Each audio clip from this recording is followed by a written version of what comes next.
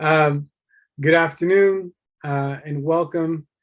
My name is Liban Abakor, and I'm the co-chair of the Foundation for Black. I'm the co-chair of the board for the Foundation for Black Communities.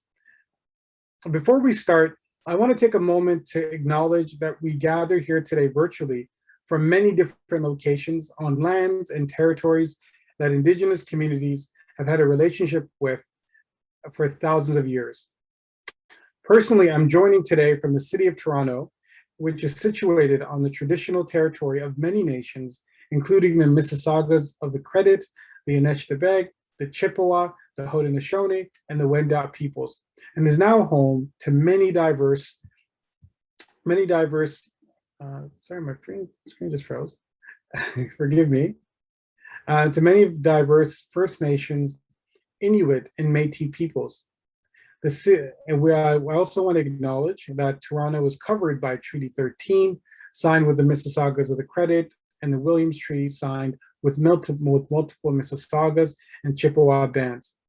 I also recognize that so many of you joining us on this call either live or are gathered today on what is the territory covered by Treaty 6 and in the Region 4 of the Métis Nation of Alberta. I want to acknowledge again that we're all treaty people, beneficiaries of the peace and prosperity of that the treaty brought, and also committed to working toward the equity, justice that the treaty promised, the treaties promised. I also acknowledge all nations, Indigenous and non-Indigenous, who live, work, and play on these lands, and who honor and celebrate this territory.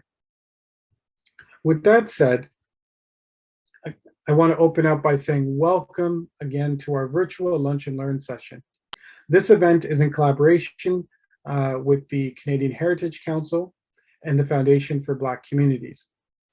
The Foundation for Black Communities is Canada's first ever philanthropic foundation dedicated to a future where Black communities across Canada have the resources, organizations, and influence necessary to shape our own solution making, self-determination, and to ensure that we are thriving.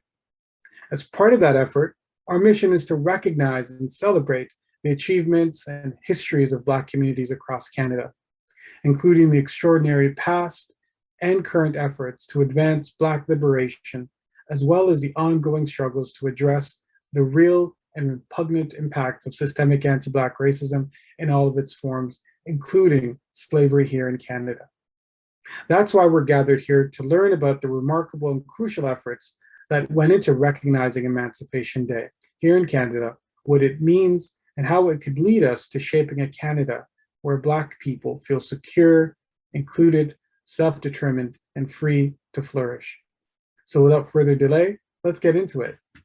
I'm so excited to hear from our esteemed keynote speaker, Dr. Barrington Walker, and the conversations that his ideas and commentary will generate. So to get us started, I'd like to introduce our moderator for the event today, Awa Abakor. Awa is a facilitator and educator with more than 10 years of experience creating intersectional spaces that represent, benefit, and are authentically led by all members of our communities. Awa has worked with a variety of institutions and organizations, including the Human Rights Legal Support Center, Women's College Hospital, Toronto Metropolitan University, Provincial Health Services Authority, METRAC, Barbara Schleifer Commemorative Clinic, YMCA, University of Toronto, and McMaster University. And I'm sure that's just an abbreviated list of accomplishments. Her approach is to amplify communities' expertise and skills through education, coaching, policy, and resourcing equity work at all levels. I will welcome and thank you for being here with us today. And I now hand it over to you. Hi, everyone, and thank you for joining us today. I'm Awa Abakor, and I'll be your moderator.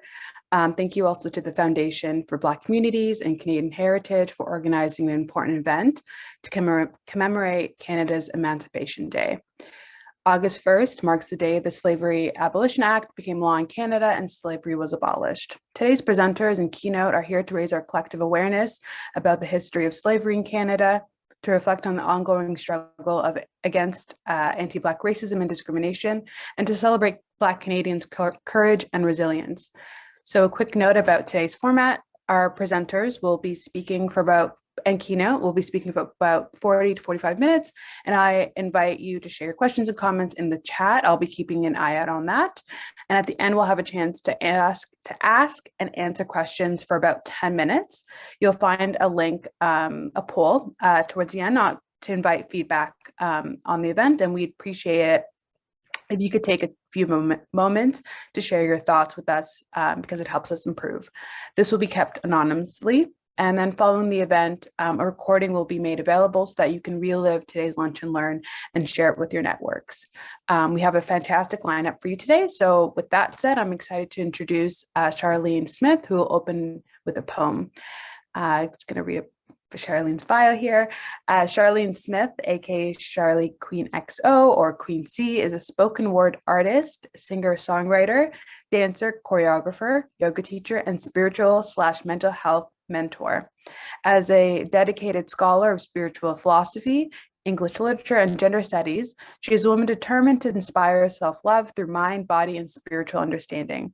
Charlene has been re-educating Western Canada about the Afro-Canadian experience as a yoga teacher and mental health educator since graduating from the University of Toronto with her Bachelor's of Honors and attaining her yoga certification in 2012. Using movement, music, poetry, and ancestral philosophy to heal herself and her community for over a decade, Charlene's authentic expression, both in art and in life, embodies the sacred message of the divine feminine: to thy own self be true. And with that, I open the floor to you, Charlene. Thank you so much. They asked me to write a poem of slavery. Excited as I was to be asked, but then I thought, you mean that thing that happened just over the border? No, I mean that thing that happened right here on Canadian soil for some 200 years to our Indigenous sisters and African daughters. Slavery in Canada. Never taught me that in school. All I read was the Underground Railroad, and I thought, well, that's kind of cool. And anytime I felt this sort of wretched injustice, you know, that churning in the stomach whenever you hear someone straight bugging. Oh, I can use the N-word. My best friend is Black. Or there's no racism here. It's Canada. We helped save you from that. I put a smile on my face and hushed my ancestors' screams from inside to reply. Yeah, I guess I'd better be thankful I'm not down south. Then I'd have something real to talk about. See, I'd never known that in 1628, a young African boy from Madagascar, Oliver is what he'd been named, stepped onto Canadian soil in what was then New France, and although had survived a wretched journey over the Atlantic, would live out his life captured in this strange and cold place, ruled by a pale and unfamiliar face, never again to have freedom's dance. Can you imagine a young child, hungry and alone, stripped from the love of his family and all that he had once called home, dazed and confused without explanation to what had been done, looking north, looking south, simply nowhere to find what had long been gone. The language of his mother tongue carried off in the wind. Slaves, furniture and goods, duty free, bought and sold like cattle. Little Oliver was his name, Canada's first African slave. An inconvenient truth or a neglected story. 4,200 slaves, of which 2/3 Native, 1/3 Black. Now, I'm not debating. I know, I see, I ain't comparing facts. Compared to the States or to our red-skinned cousins, slavery for Africans must have been a breeze, right? Enter stage left. Marie-Joseph Angelique, 1734. I can't breathe. Oh, the pain. Wedges driven into her legs. Confess, confess. Marie Magnon had started the rumor that sealed her fate. The burning of 46 buildings, they needed someone to condemn, and her defiant nature surely must have been where this stemmed.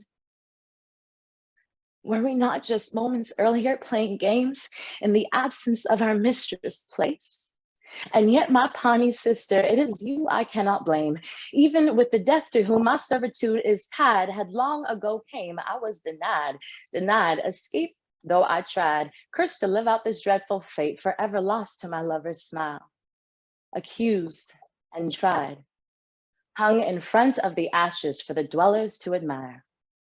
My remains tossed in the Negro cemetery of St. Audemars, an unmarked space with the Luke family slaves. Forgotten, tossed into the margins of history. An inconvenient truth, or a rebel's untold story. The Book of Negroes, holding record of the Black Loyalists, 1783 to 1785. Africans who fought for the red, white, and blue. No, not our Southern neighbors, rather pledged allegiance to the British colonial rule. Assured the prosperity of freedom, but that was but a dream. No food, barren land, detested and unseen. Send me back to Africa, Freetown with the Maroons who guarded the gates of Nova Scotia under the false notion of acceptance and knew better than to stay. Tell me, if you're left to live in economic despair and social repulsion, can you really call that freedom? Queenstown, Upper Canada, beneath the rays of the all-loving sun, where the sparrows sing and the mulberry trees flower its young. Miss Chloe beats the hung sheets, mumbling under her tongue. I ain't going in no silence. You gonna see me kick, you gonna hear me scream. God as my witness, I'ma call out to a Jesus I no longer believe. Took 2 men to hold her down, gagged and tied as they crossed the Niagara stream. Sold by her master, a right to her life he chose to exercise. But this is where true change began to take its place. The straw that broke the camel's back, her lived experience sparking shame in the white man's face. 1793, the act to limit slavery, not fully free. A bill that was initially opposed in the House of Assembly, where nearly half of its members owned the bodies of Negro and Pawnee. March 1794. $20 reward to the return of a runaway. On Thursday the 18th, a Negro servant about 27 years of age, smooth black skin, very white teeth, native to South Carolina, property of Michael Wallace, escaped en route to Newfoundland. All paperwork is in order. All documents needed to claim ownership of this Negro can be proved in the British courts. That's what it came down to. Can you prove that this Negro is yours? And with the slaves knowing they had the backing of the court, they took the risk to self-emancipate. You see, they made slavery inconvenient, technicality and paperwork economically unpleasant, a sore thorn in the lion's foot, a matter of legality, not humanity. Knowing that the white man's greatest fear is that another one's elevation meant his annihilation, we went from slave to indentured servant to third-class citizen of the nation. But honestly, I ain't complaining. With all of what I'm saying, I truly believe that slavery is a state of mind. How else do you think Mr. Lynch wrote the book on how he kept his cattle in line? August 1st, 1834. When it looked like the sun wasn't gonna shine anymore, God put a rainbow in the clouds. Finally, emancipation, and Canada, a safe haven, the terminal station of the Underground Railroad, home of the Anti-Slavery Society of Canada, creating space for heroes such as Mary Ann Shadd, Mifflin Gibbs, Josiah Henson, and the one they once called Moses, Harriet Tubman.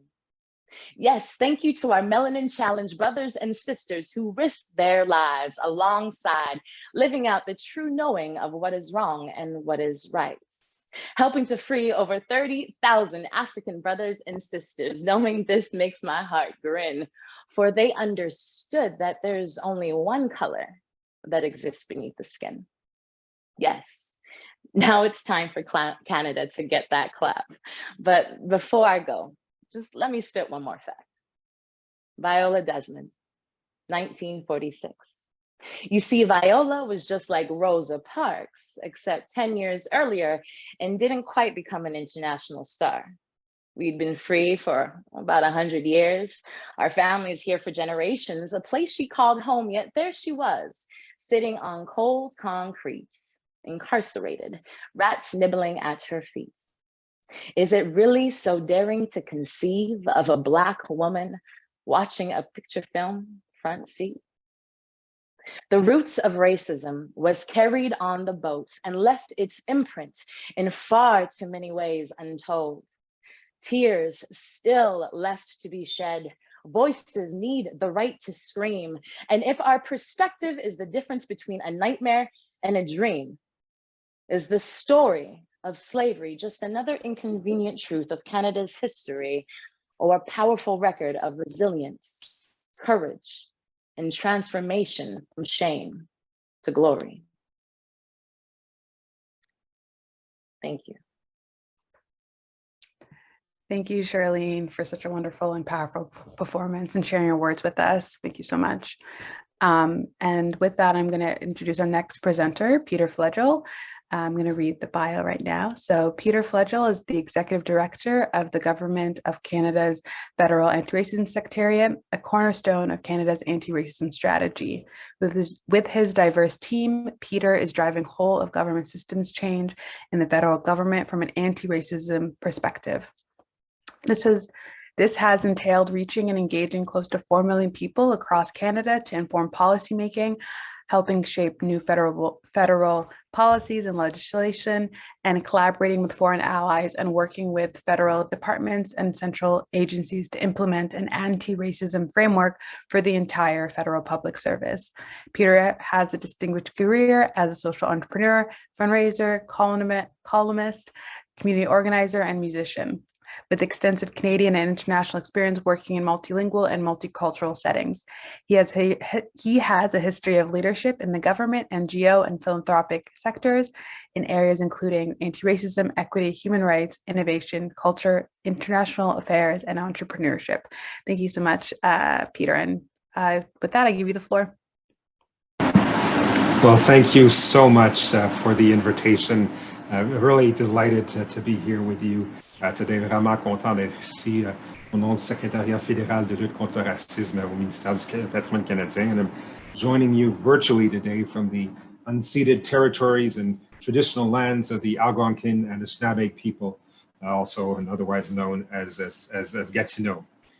So really wanted to say big congratulations and thank you to the Foundation for Black Communities for really hosting this really important, vital, and wonderful celebration, a really important lunch and learn for Emancipation Day as part of a series of Emancipation Day celebrations. We really have the privilege of being able to finance and support from Nova Scotia and Quebec, in Ontario, Manitoba, British Columbia, Northwest Territories, and of course in Alberta. So again, congratulations. And thank you for doing this, and literally you're connected to every region of the country.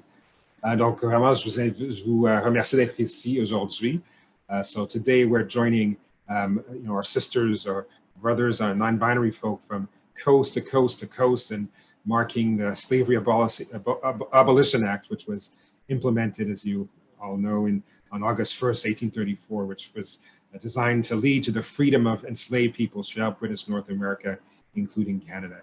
And just earlier today, in today's presentation, we heard very clear and beautiful words, the significance, the historical significance of Emancipation Day, not from the perspective of colonizers or settlers, freeing people of African descent, but rather based on the long history of resistance, of strength, of really triumph of Black communities who against the odds were able to survive and as I said, resist multiple forms of racist or anti-Black oppression, segregation, exploitation, abuse, and the list really goes on. If we really take the time to consider the atrocious acts, the criminal acts, if I can say, of that represented slavery, the enslavement of people of African descent alongside the enslavement of indigenous peoples. It's a really sordid history, and the legacy, unfortunately, lives on today in the Canada that we call our home, our country today. Systemic anti-Black racism remains a major issue. But the history of people of African descent in Canada, a territory we call Canada, as we all know, is not recent. It has a long history, starting not with the arrival of an enslaved people, but in fact with Mathieu Dacosta, who was a guide and interpreter who spoke Mi'kmaq and was able to act as his interpreter for European explorers. So really important to highlight and remind and say day in and day out that the Black presence here in Canada lasts over 400 years, and nonetheless was sullied by the crime and original sin of slavery, which still affects the lives of people of African descent here in Canada, across the former British colonies, but really around the world. And myself, if I can speak about myself personally, born in Haiti, and see myself, as I always say, as the great grandson of freedom fighters who liberated an island in the Caribbean from the three most powerful empires of the period. So 18th century was what we're talking about: France, Great Britain, and Spain, to establish the first independent Black nation in the world, the first independent nation in the Caribbean and in Latin America, which really set the tone to further assist in the emancipation, the abolition of slavery. And so when we're looking at the Slavery Abolition Act, so definitely not look at it from the perspective of the benevolence or putative benevolence of Western powers, but really see it as an outcome of Black people struggling, fighting resisting against slavery across the Americas and even on the continent of Africa. So it's really something that of course people of African descent have every reason to be proud of and to appropriate as their triumph. But as we know, it didn't end slavery immediately. There were more struggles that needed to take place. And then we spoke about Viola Desmond, an example of the extent to which racial segregation, grounded in that anti-Black history of enslavement or colonization, persisted well into the early part of the 20th century. So that legacy didn't end despite the arrival of, despite the Slavery Abolition Act. It really, that legacy has persisted and stays with us today. If we look at the data, the disaggregated data, whether we're talking about employment, whether we're talking about incarceration, whether we're talking about experience with law enforcement across the board, these inequities, racial inequities, persist and are grounded and linked in to that long history. So it's really it behoves or it's incumbent on the federal government to do what it takes to remove systemic anti-Black racism along other forms of racism, and that's one of the mandates that the federal Anti-Racism Secretariat is trying to lead by leading a whole of government approach to combating racism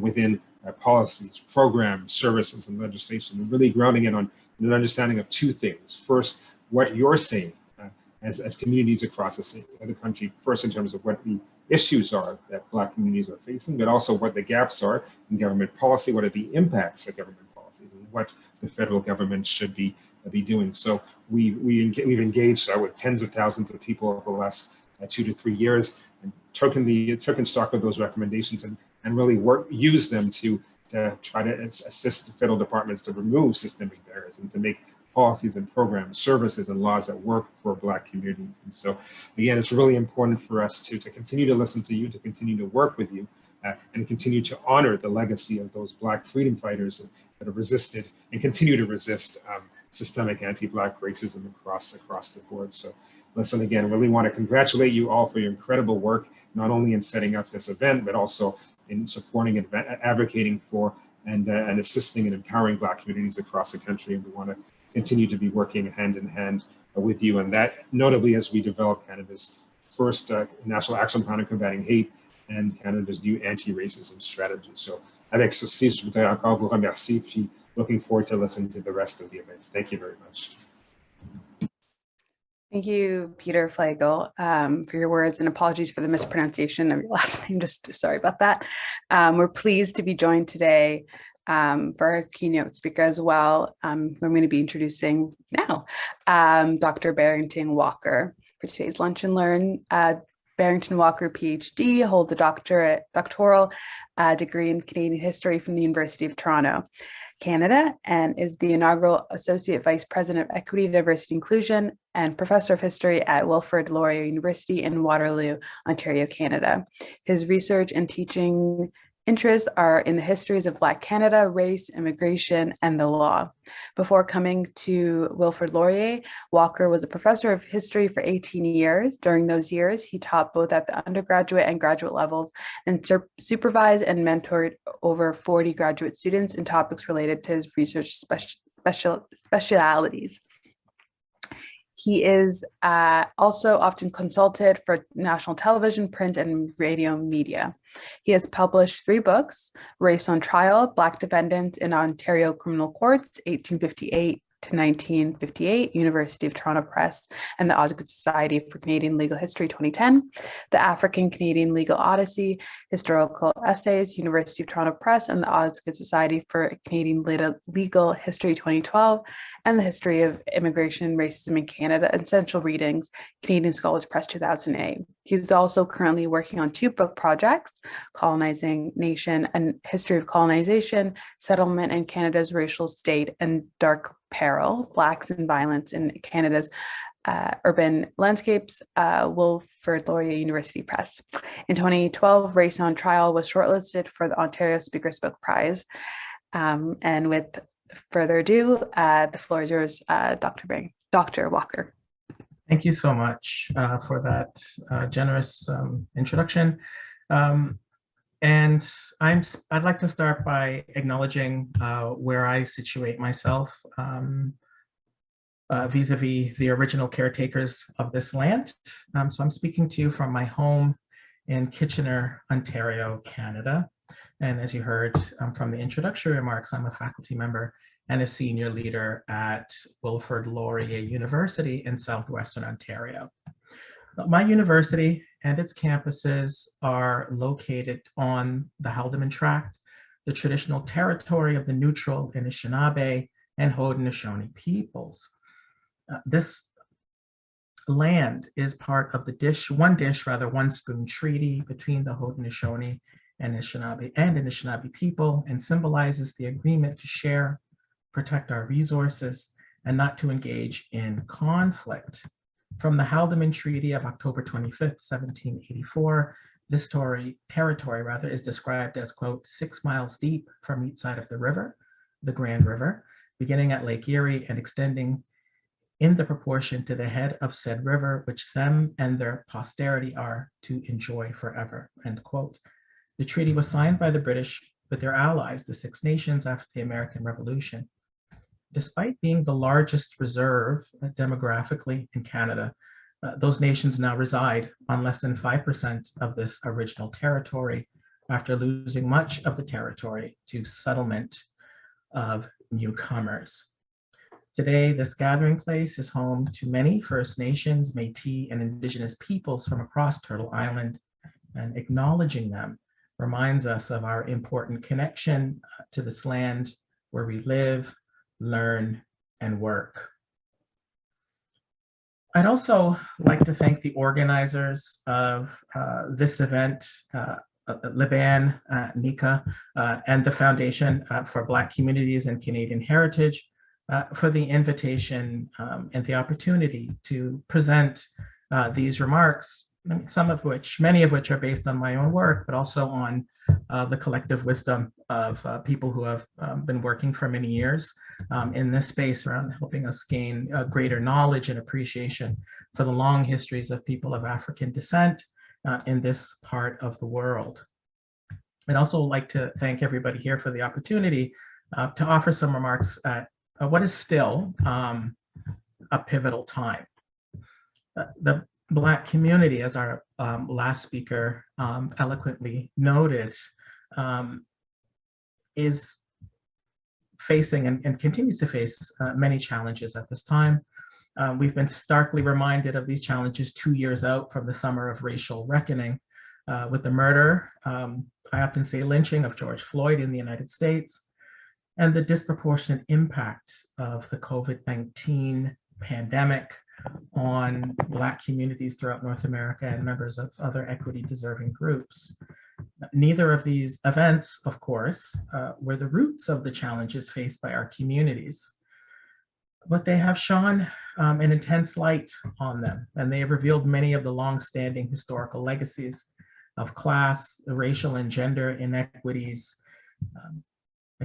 amongst other things that have long been a part of the Black experience in Canada. The current landscape, as other previous speakers have eloquently noted, have also reminded us that we have had long histories of resistance and rebellion and resilience as well. So I've been asked to come here to speak about the history of slavery and emancipation in Canada. And I'm happy to offer remarks on the heels of two excellent presentations. And you'll see many thematic similarities between what I'm going to speak to you about and what our previous speakers have talked about. But thinking about slavery and emancipation, one of the first things I'd like to say in offering these remarks is that these are, in many ways, distinct topics, although they overlap in very profound ways. Right? We're going to tell them as part of a single story, but they also overlap in many ways as well. And I am going to share, thank you for the reminder, I'm going to share my screen.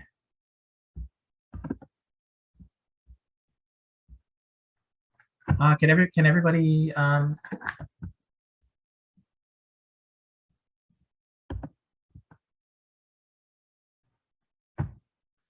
maybe just a thumbs up from somebody on the team to let me know that the folks can see the screen? Perfect. Okay. So these are really, as I was saying, distinct themes as well. And even amongst these themes, the picture is complicated. There are complexities within these histories of slavery and emancipation. So in the period in which we are talking about, enslaved peoples lived throughout the Atlantic world. Coerced labor was one of the pillars of European imperialism, colonialism, capitalism, indeed European modernity. And of course, slavery as an institution changes over time and has local and regional variations. So Canada was part of this global imperial system. And even within the upper reaches of Turtle Island, the territory that we now refer to as Canada, there were broad similarities, but again, also these regional differences that change over time. And the experiences of people who were enslaved also differed because of many different factors. For example, gender being an important one, and I'll say a little bit on this later. Turning to the issue of emancipation and freedom. And again, previous speakers have alluded to this, talked about it at some length. These are also things that we typically think about as being one thing. And emancipation in particular, in terms of the end of slavery, and more specifically, its legal end. And in some ways it was, and again, I'll talk about this a little bit more later, but it was also more complicated than this. So what I mean by this is that emancipation was something that came from what I mean by this was emancipation something that came from Black people, or was it decreed from above? The whole debate about whether Black people were freed or whether we freed ourselves. Accordingly, what did it mean to be free? And was freedom something to be understood, or is freedom something to be understood as a binary, free, not free? Or was freedom to be understood as something that exists along a spectrum? And 200 years out from the end of legal slavery, from the legal end of slavery in the British Empire, are we yet free? And how do we measure our freedom? And what is the relationship between the past and the present? And what might our future look like in light of these histories and the present moment?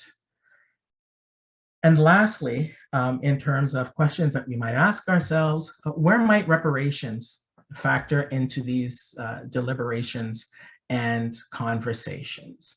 How might reparations or a conversation about reparations get us beyond the kind of EDI work, for example, that I've been tasked to do at my university?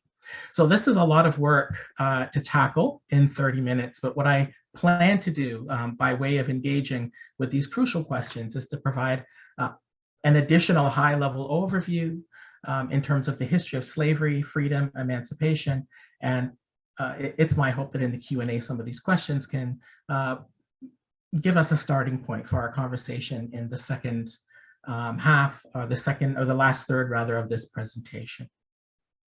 So I'm going to start with some basic historical facts about slavery in Canada. And again, you've heard some of these facts alluded to earlier, but geography is tremendously important. Regional variations are tremendously important when thinking about slavery in Canada, and it was practiced throughout much of modern day Canada, in New France along the St. Lawrence and the present day maritime provinces, and after the British conquest in 1763 in Upper and Lower Canada, Quebec, Ontario, Nova Scotia, New Brunswick, and Prince Edward Island. Slavery was practiced in both the eras of French and British colonization. So during the years of French colonization in the 17th and 18th centuries, there are a few things that marked and distinguished the institution of slavery. Slavery was integral to the early founding of the colony, and the importation of slaves followed accordingly when government officials expressed to Louis XIV, who gave legal recognition to slavery in the colony. Right, so given the importance of slavery as an institution, slavery was given quite early on in New France legal recognition. As one of the previous speakers mentioned, the majority of enslaved people were of indigenous descent. So-called Pawnee slaves, a derivation rather of Pawnee.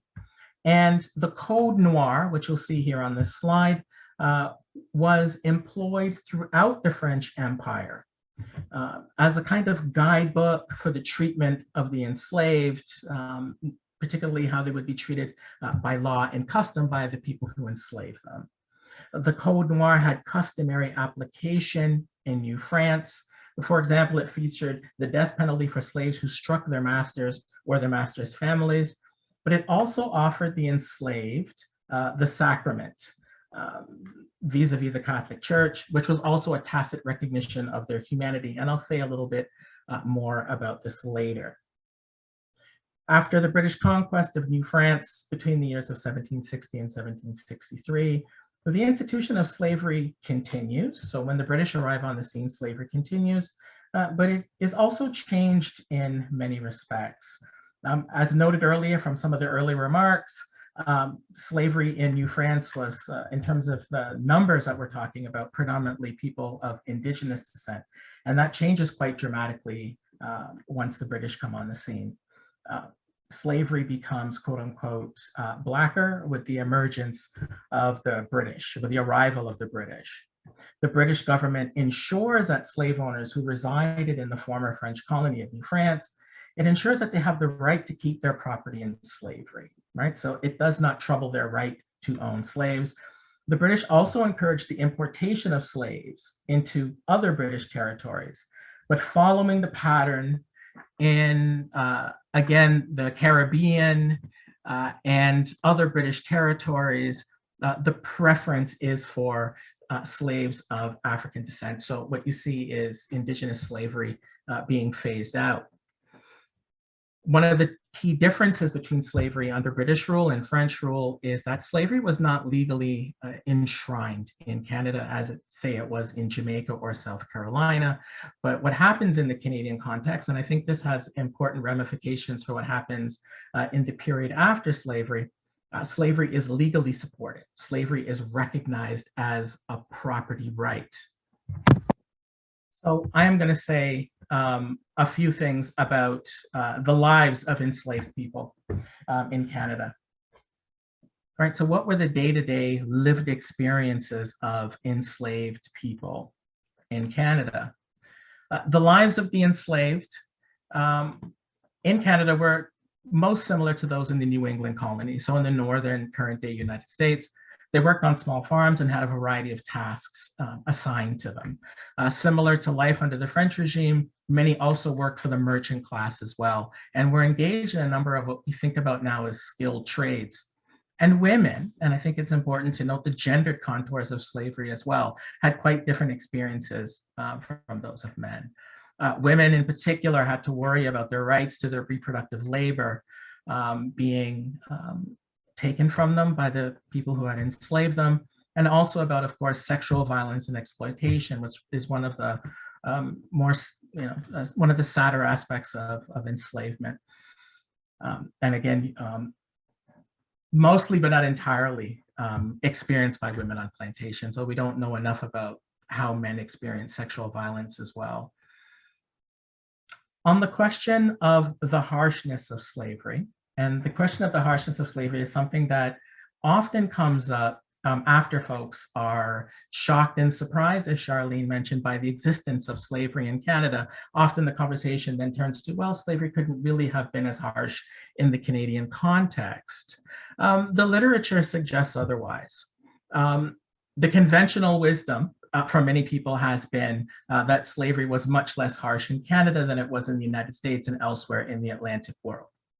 And the reason that people tend to give for this assertion, this claim, is that no large plantations existed here of the sort that existed in the Caribbean or the US South. As I mentioned earlier, the fact that slaves could receive the sacrament in New France has also been used as quote unquote evidence that slavery here was less harsh than elsewhere. What's also true nonetheless is, and what is also quite often overlooked, is that members of the clergy in New France also owned slaves. They subjugated enslaved peoples. And the matter of the fact is that enslaved people in Canada were decidedly unhappy with their lot. And I'll say a little bit more about the evidence that we have for this. We also know that slave masters could be tremendously cruel. There are many stories about the ways in which slave owners cruelly mistreated their slaves, and many had quite a sadistic streak. And the cruelty of some slave owners for whom we have historical records gives us a strong indication that this was more than an economic arrangement, which is one of the arguments typically used about slavery as well, was that the fact that slavery was primarily an economic institution mitigated some of its harshness. And we know that that's not true. There are other things that were intrinsic to slavery in Canada that we rarely think about, and this is just simple demographics. People also often talk about slavery not being as harsh in Canada as elsewhere because of the relatively low numbers of enslaved people. But that simple fact can be turned on its head as well. And what I mean by that is this. Unlike other parts of the empire, the numbers of enslaved people in Canada were small. And as a consequence, there's a kind of hyper visibility that surrounds the experience of being enslaved in Canada. And this is added, this added rather, to the ability of the white population to place them under intense surveillance, right? Of the sort that wouldn't have been possible where my ancestors were enslaved in Jamaica or say in the South Carolina Sea Islands. In Canada, because of the relatively low numbers of enslaved peoples then, Black skin becomes a kind of prison under these circumstances. So what are the challenges to slavery, right? As my colleagues have mentioned, the road to emancipation begins with how those who were enslaved rebelled against the institution of slavery. And challenges to slavery came from below and above. Enslaved people in Canada never passively accepted their fate and found myriad ways to challenge the institution. Examples, again, the aforementioned Marie-Joseph Angelique, who was tried and convicted of burning down much of Old Montreal, executed in 1734 after being tortured, is one of the most widely accepted interpretations of this crime was that she was rebelling against the institution of slavery. And there is some back and forth about what actually happened during this sad incident in the history of New France. Other examples of resistance to slavery were that slaves often ran away from their masters. So whereas the story of Marie Joseph Angelique represents a very high profile example of resistance, there were much more common and quotidian forms of resistance that existed during slavery as well. So running away was common, as you can see here from this advertisement. A Negro lad named Joe, and there's some physical descriptions of him, the fact that he has facility in French and English, what he was wearing, and also interestingly in this ad, a warning for those who might want to harbor him as a fugitive, that they are bound by law, so the white population, bound by law to make sure that if they have any information, or if they see him, that he will be returned to the authorities. So it tells you something about the web of surveillance under which enslaved people were placed, in this instance in Quebec in the early post-conquest period. Slaves in Canada, or the enslaved in Canada rather, and throughout the Americas also employed other means of resisting slavery. Examples abound in the literature. So enslaved people would often slow down work. They would feign illnesses, right? Fake being sick. And as I mentioned before, enslaved women also sought to take control of their reproductive labor, often by aborting pregnancies with the help of older women who had brought African medicinal knowledges with them. During the American Revolution, and specifically between the years of 1783 and 1785, there's a large influx of Black people into the region. And many arrived because of their loyalty to the crown during the conflict. As was mentioned before, the British reward many of these people with freedom and land because of their loyalty to the British and because of their willingness to abscond to British lines. Some also picked up arms and fought for the British during this conflict. In the case of the quote unquote Ethiopian regiment, to cite one example. So again, as others have mentioned, Black people made themselves free. They freed themselves during the war and came to Nova Scotia, New Brunswick, to settle in places like North Preston, Shelburne, and Guysborough. However, when they arrived in Nova Scotia, they were indeed the largest free Black population at this time. However, at the same time, many white loyalists brought their slaves and hence slavery with them. So you have this mixed picture going on where you have an influx of enslaved people and an influx of free Black people. So what this does in Nova Scotia is it troubles the relationship between Blackness and enslavement. And this is something that is quite consciously orchestrated and organized by Black people in the region. And you get the blurring of the lines and the disappearing of many enslaved people into these free Black communities. At the heart of how Black loyalists, as they would come to be called, imagined freedom, was land. And often these folks were denied the opportunity to own land in Nova Scotia, right? And we have, that's another example of an enslaved Black woman. That's Peggy. And this is the Book of Negroes you can see on the slide, which is a historical record we have of the Black loyalists. So when many Black loyalists arrive in Nova Scotia, what they find is that they have to petition the British for land allotments, for equal land allotments. And when they do get them, these land allotments are smaller and less fertile than the land received by white loyalists. Over time, many Black loyalists become dispirited and dissatisfied with life in Nova Scotia, and many opt to migrate to Sierra Leone, West Africa, in search of more substantive freedom. Once they arrive in Sierra Leone, over time and for a time, the Black loyalists become one of the most important, again, free Black communities in the Atlantic world, with an enduring legacy that goes well into the 20th century.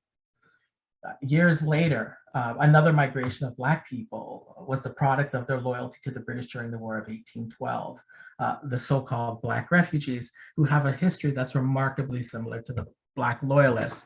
In in most respects. I can say more about this if people have questions in the Q&A. So, other examples of resistance launched to the institution of slavery was mentioned before, that there's, in 1793, Chloe Cooley was witnessed being violently sold by her owner, a man named Adam Vrooman, for transport across the Niagara River. And the incident was reported to the Executive Council of Upper Canada. Governor John Graves Simcoe shortly took up the cause of abolishing slavery in Upper Canada, but he confronted the fact that many members of the legislature were themselves slave owners and violently resisted it, or adamantly resisted it rather, men like Peter Russell, for example. And as a result, as you can see it here, the Act to Limit Slavery in Upper Canada was passed in 1793, but it was a gradual Emancipation Act. It did not free a single enslaved person at the time of its passing, though it was a framework for gradual abolition. The law, then the courts, legislatures pose other challenges to slavery. But again, as was mentioned earlier, these challenges to slavery that come from legislatures and come from courts and come from law is a result of enslaved people pushing, mobilizing, and resisting. The courts in British North America begin to slowly stifle, extinguish the institution. And again, as was mentioned, the onus is placed on the enslavers to prove their claims rather than the other way around. So people who owned slaves had to prove that they owned their chattel rather than the other way around, which in many ways is quite remarkable and goes against the pattern in other parts of the Atlantic world. In Lower Canada and Nova Scotia's legislatures, what you see is these legislatures reject the slave-owning classes' attempt to legally enshrine the institution. There were some exceptions. And enslaved people also began to contest their enslavement via the courts by bringing suits against the people who claimed that they own. And they did so by engaging in what were called freedom suits, using the legal concept of habeas corpus, and I can say more about this in the Q&A, to secure their freedom. And it's quite effective. Slave owners push back by using other legal actions and in order to try and maintain their fragile hold on the system of slavery, by suing for what's called an action for trover. Again, I can say more in the Q&A, which is really just the recovery of a lost value from wages. But nonetheless, right, despite this kind of legal back and forth, you see the institution starting to slowly wither. And by 1833, 1834, the British abolished legal slavery throughout the empire. Technically too, although we talk about it in terms of emancipation, this was a gradual emancipation. And there was a lot of concern about making sure that people who owned people of African descent were compensated. But nonetheless, it was the beginnings of legal freedom throughout the empire. So the law then becomes instrumental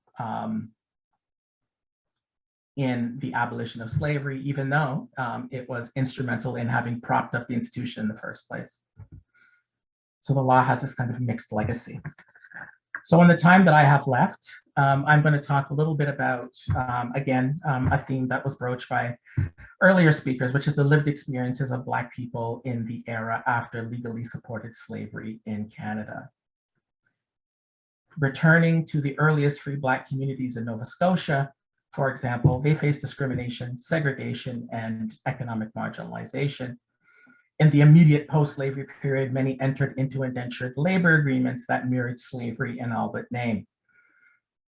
And these were challenges that were faced by Black refugee populations and Black loyalists. The abolition of slavery in the British Empire, nonetheless, created the conditions for the Underground Railroad, the legal frontier of freedom that exists in Canada after 1834 that most people know about from public school, and is typically the only chapter of Black history that we are taught, although that seems to be changing quite a bit.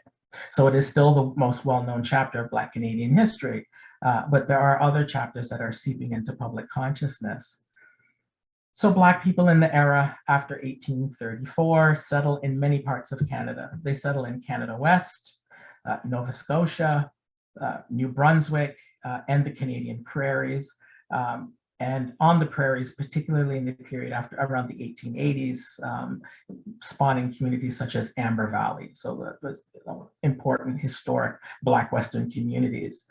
They create their own institutions, they create their own community bonds. And these are communities that have left a lasting legacy in Canada. And many of these migrants in the period of after 1834 thrive as economic success stories. To be sure, many benefited, perhaps all, from the displacement of Indigenous peoples from their traditional territories. And these are Black folks who live, in my work, I've talked about how Black people live in this in-between space between legal freedom and equality before the law and pervasive patterns of discrimination. I and others have referred to this as Canadian Jim Crowism. So as Peter mentioned in his comments, you see these pervasive systems of racial discrimination emerging across Canadian society that are supported by the law. So the Emancipation Day celebrations that would become a feature of Black life after slavery in Canada and around the world continue to take place within the context of complex legacies of slavery and freedom in Canada. And in conclusion, the histories of slavery and freedom in Canada are complex and perhaps too much so for a short presentation. What we do know is that slavery, again, was widely practiced in Canada, despite the fact that many people thinking that it was something that was practiced elsewhere. We also know that it was a brutal institution that was always resisted by the enslaved. And we also know, again, as previous speakers have noted, that the abolition of slavery, while it's often viewed as a result of the winds of change that blew through elite circles in the Atlantic world as a consequence of the Age of Revolution, so the American Revolution, Revolutionary War, the French Revolution, the Haitian Revolution, that it was people of African descent that pushed and demanded emancipation. Right, the most important factor in the emergence of legal emancipation was the resistance of those who were enslaved. And lastly, slavery and freedom leave us a complex legacy. Slavery had been abolished, but theorist and legal scholar Saidiya Hartman reminds us that we live in and through what she calls the afterlife of slavery. So indeed, a recent collection by the founders of the Black Lives Matter movement in Canada is aptly titled Until We Are Free. And short, legal emancipation freedom may well be two different matters. Black people in Canada are no longer in the grip of legally supported slavery, but our freedom, as Dr. Ronaldo Walcott reminds us, is quite a different matter. So I'm just going to end with a few iteration of a couple of questions that I think might be a place for us to start, if people are open to it. So what exactly did it mean to be free? I think reflecting on the legacy of Emancipation Day and the commemoration of the abolition of slavery in the British Empire gives us an opportunity to reflect on what it meant to be free and what it means now. Again, secondly, was freedom to be understood as something that was on a binary, free, not free, or is freedom a spectrum? So what, for example, was the difference between indentured servitude and slavery? And lastly, what is the relationship between the past and the present? What I think about in my work is the historical present. And what might our future look like in light of these histories and the present moment that we are living through? And again, where might reparations factor into these deliberations and conversations? So I'll end by saying that I think I've come to this come to the belief that I think that reparations are necessary for us to address the legacy of slavery. And I believe this to be true for myriad reasons. And I wonder how folks in the audience and folks on the panel feel about that. So I will end there. And thank you all for listening.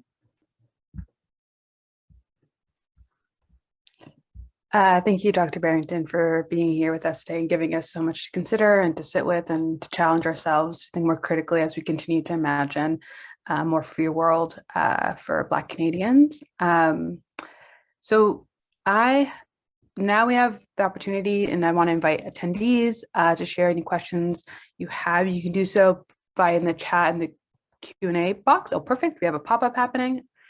And then the pop-up here, the feedback for the Lunch and Learn session is also a time to just kind of take a few moments and share your feedback with us. So I'm going to give folks maybe 30 seconds, 30-ish seconds, a minute to fill out the form if they so wish, and then we'll get into the Q&A portion.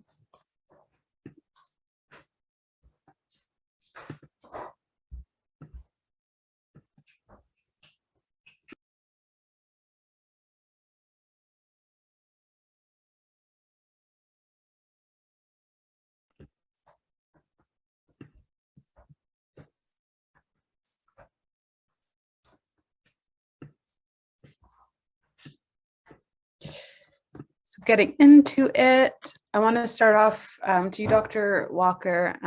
When considering the significance of Emancipation Day for Black Canadians, what would it mean for Black people and Black communities to be truly free in this country today? So just starting off there, and I'll put it in the chat as well. And I'll be monitoring the Q&A as questions emerge. I see. I'm starting with the easiest question. I mean, I think that's the question, and actually, I'm teasing a little because it's a fantastic question, and I think it does. Emancipation Day does give us an opportunity to reflect on precisely that. I'll be brief in my answer and invite others on the panel to comment. I think I've spent a lot of my career, because I'm a scholar of legal history as well, thinking about, and I think this is a broader pattern as well, when people write the histories of Black people in North America in the post-emancipatory period, to focus on rights, to focus on legal equality, whether it's voting or whether it's civil rights acts or that sort of thing, whether it's equal access to facilities and institutions. That tends to dominate the literature, and I think has dominated our thinking about what freedom and what equality means. And I think all of that is tremendously important. I think the law and rights-based discourse has always been important during the time of slavery and during the post-slavery period. So I don't mean to discount the importance of that, but more and more I've come around. I think I've been influenced by both some folks that work in universities and outside universities to start thinking about substantive freedom in terms of our socioeconomic position as a community as well. And in terms of the wealth gap, right? So with racial wealth gaps and thinking about how those gaps emerged historically and what that means for the present condition of Black people. So I think for me, that reparations would be, and reparative justice for me is a way to start thinking about equality and substantive freedom. And the fact of the matter is that most of our governments have not been willing to have that conversation about reparative justice. There seems to be a great deal of discomfort and unease once you start talking about reparations. And I think part of it is because of the immensity of the debt. So just speaking in strictly economic terms, that wasn't a brief answer, so I'm sorry. But reparations. I do have a question about reparations in a bit, but the two questions that are popping up in our Q&A, one of them being, is there a story behind the official adoption of emancipation and what groups were behind it? And this can be to any of the panelists today. And then another question, and I wonder if you could speak to this, Dr. Walker, given sort of could you expand on how Black folks used the Habeas Corpus to get out of enslavement, and how they could use the law when the same law made slavery legal? Thank you. Okay, so perhaps I'll leave the first question for others on the panel in terms of the, because I'll be honest, I wouldn't be able to give a very granular answer. I have a sense of the history between the recognition of emancipation in the British Empire, which is a fairly, in Canada, emancipation in Canada, which is a fairly recent development as far as I understand. I'll leave that for others. I think that the question of habeas corpus is, again, it's a great question. So one of the keys to this is that habeas corpus is a legal instrument that is used throughout, the British legal tradition, and it roughly translates to who has the body or who has possession of a said body, of a person's body. And under British common law, it's illegal to unlawfully detain a person, right? So in the absence of legal support for slavery, in certain parts of the British Empire, it becomes a tool by which people will contest their freedom because there isn't, like a code or an edict that says that slavery is legal. So enslaved people begin to challenge slavery and their allies on the basis of habeas corpus as a legal mechanism. So that is why the law could be used as an emancipatory tool, right? So again, not out of some sort of sense of beneficence from people who enslave people of African descent, but people who are enslaved sort of consciously knowing, along with their allies, that this is an avenue to pursue slavery. So the fact of the matter is, during in this period in Canada as well, slavery is legally supported, just like discrimination to follow, right? Slavery is not, for the most part, there are a couple of exceptions, it's not legally codified in Canada. So in the absence of that legal codification,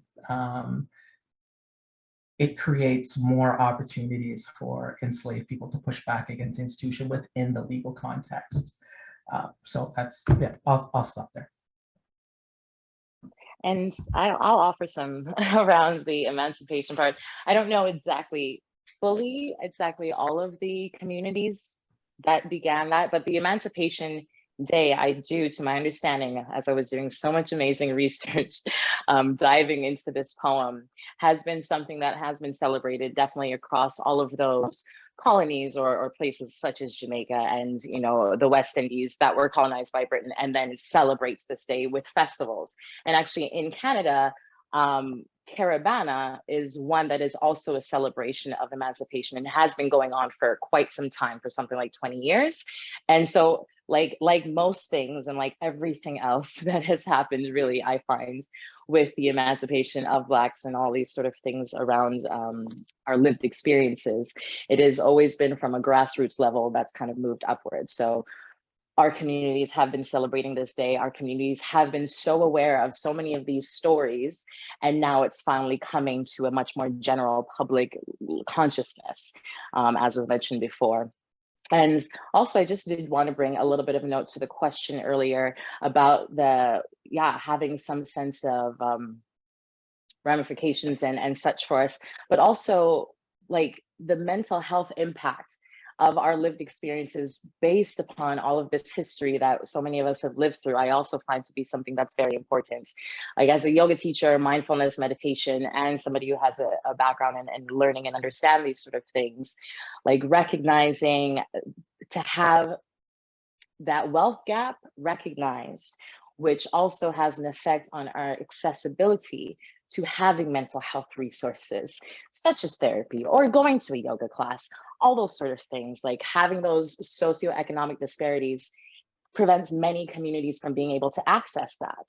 And so, yeah, that's one thing that I really would love to see is more funding around just having access to things that allow for our daily lives and for us to be able to, face these sort of little microaggressions and discriminations, face them on a daily basis, and actually have some support around that mentally and spiritually as well. That's all.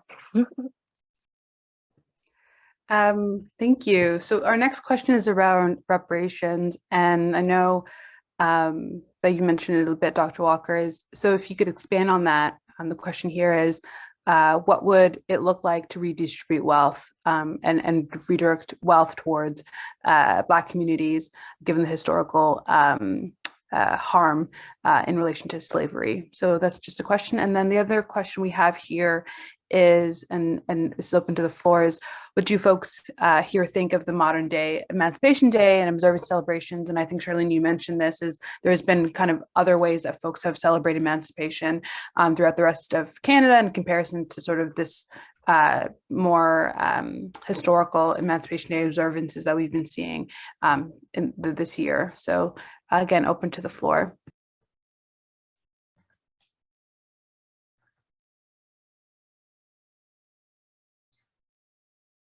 Sorry, did you want me to answer the reparations question first? Yeah, that'd be great. Okay. Again, so I know I did leave off at the end with mentioning reparations, and I do believe that reparations is crucial to any conversation about this. What I will say is that I think there are several models that we might think about with regard to what reparations might look like. And I think the first step before we have that conversation is, what exactly the true dollar figure is. There are folks that are working on this question, particularly there are a group of scholars in the West Indies that are working on, and there's, I think it's either still going on right now or it just finished, a conference on this at UE Cave Hill, right? So there are folks who are actively thinking about the trillions of dollars that are owed as a consequence of the institution of slavery. So I think that's first, we have lots of extremely bright and talented people in the diaspora working on this very question. Not that most European countries want to hear it. And other parts of the world, they don't want to hear it, but the work is there. I think that the two dominant models, or one of the two, or two of the dominant models rather, that come up when people talk about reparations would be governments taking account of, that figure and pouring investments into communities, right? So not the kind of the usual discourse that we hear in terms of sort of social programs broadly defined that may benefit people of African descent, but specifically programs addressing the legacy of slavery. And I think the closest thing that we've ever seen to that was the Great Society programs in the United States by LBJ, right? If you look at what he was talking about, he was specifically talking about the impact of slavery on people of African descent. That kind of discourse has gone away. So that's one way to go about it. The other way is, to put it crudely, cutting people a check and saying, this is the percentage based on what we know, and take this money and do what you will with it. I don't feel that it has to be an either or. I think that we need to do both those things. And again, I think that based on the calcification of wealth that's taken place in this very late emancipatory period, for a lot of Black communities, it might be our only chance moving forward. And I know that sounds really dire, but it's something that I really do believe in terms of the growth polarization, calcification of wealth at the very, very top. So I think one of those two models, I think, are the dominant models that people talk about, and I don't think it has to be an either or. Our kind of closing, and I see a few, what is that? Yes. Our next kind of last two questions we have here is, you spoke a bit of the sort of government aspect to reparations, and I think this kind of piggybacks off of that. In what ways would you advise the federal, provincial, or municipal governments to show support to their for Black communities during this sort of post-emancipation period, which, like you had said, is quite late?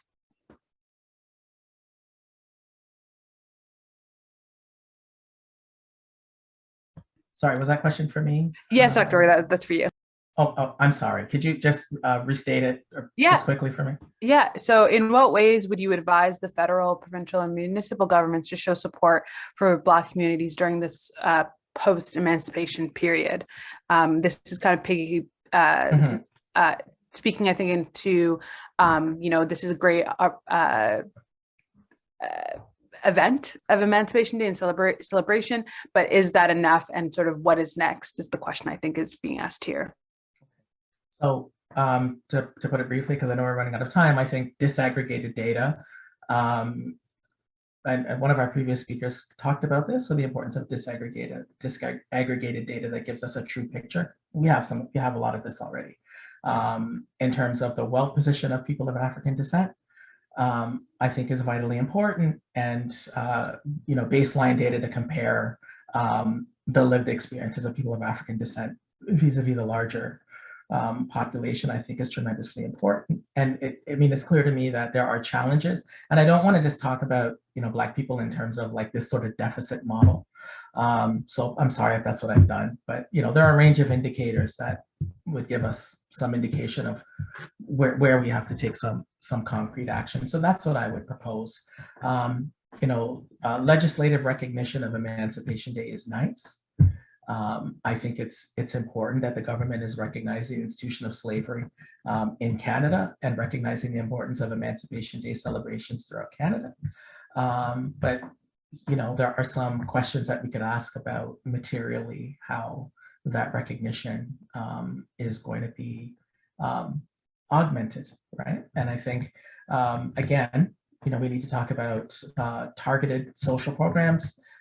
We also need to think about payments in the way of individual payments to people of African descent as well. And again, it's not an either or issue. And I think what I like about the question is that there's opportunity for all levels of government to engage in that conversation, and also engage in that conversation with foreign governments as well, who also need to be part of the conversation. Thank you. So I know there's a few more questions that have been shared with us. I'm just recognizing also the time here and being respectful of presenters' time. So with that, I'm going to thank you again to Charlene, to Peter, and Dr. Barrington Walker for sharing your words with us. And really, again, thank you to the Foundation for Black Communities and Canadian Heritage and our tech folks. Thank you so much. There was a comment that was left behind around workshops and resources. And I know earlier in today's Lunch and Learn, it was shared that this is going to be, again, it's recorded, so it will be shared and with attendees, and we encourage folks to share with their networks. Thank you to our attendees for joining us, and wishing everyone a really wonderful rest of your day. And don't forget, if you haven't, if it's still an option, hopefully it is, to share your feedback in the forum, and we encourage folks to share their thoughts with us on today's Lunch and Learn. And again, thank you so much.